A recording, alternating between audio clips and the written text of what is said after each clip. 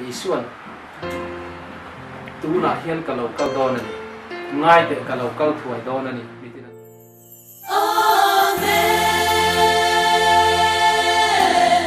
lokal te chelal pai amen lokal te che lal isuan lokal le amen mai he thani lal pa lokal en ni ro puya til ti thei na ro pui ta ne wan chu jinga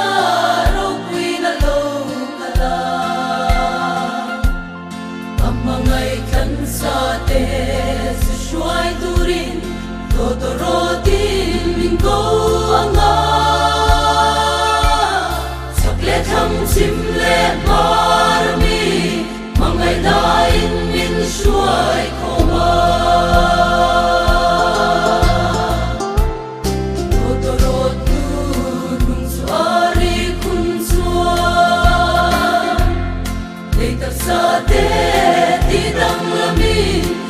mangai na pon chu kan sin to a sandam tu lal krista nen ro relin le she om na kan du chu na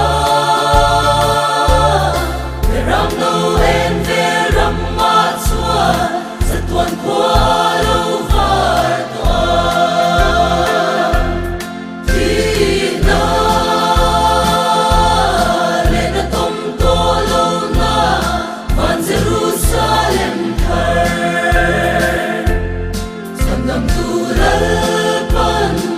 mangai te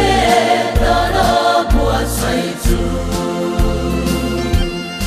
akong kharung man tam ma chei ram ka chak pot kher mo ni en kon kar ngai lo vi le ram no chu a en to a kun sao lo re na ni ro pui a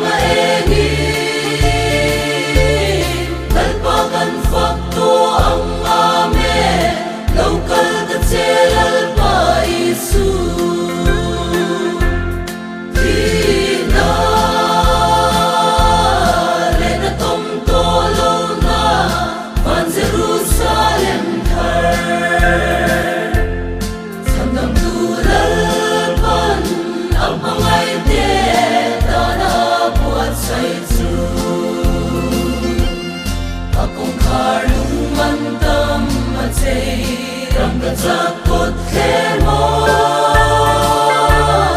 ni en kon kar ngai lo vi le ram no chu a en to a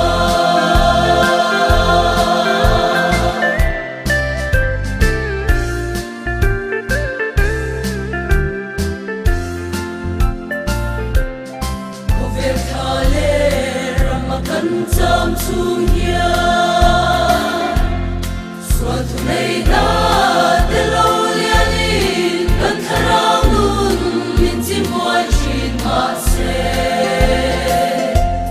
kristal ram lo pui adin hun chwa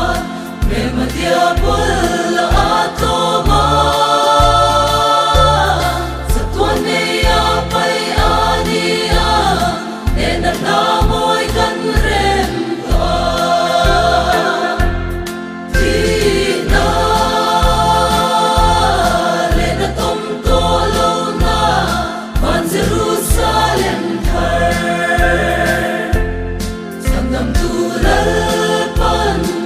mangai te da da buat sai chu akong kharung man tam ma chei ram ka chak pot kher mo ni en kon kar ngai lo vi ve ram no chu a en to amen chê la